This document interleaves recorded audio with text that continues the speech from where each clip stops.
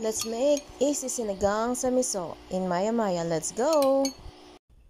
Ingredients.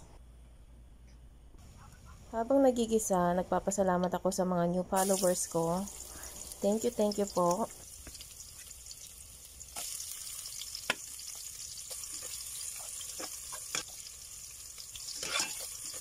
Ano na nabili ko is color orange. Alam ko yung iba is white. Anyway, same lang naman silang miso.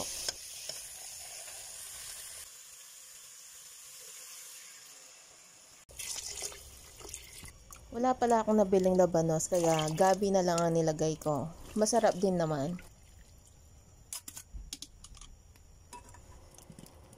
At mustasa naman ang nilagay ko.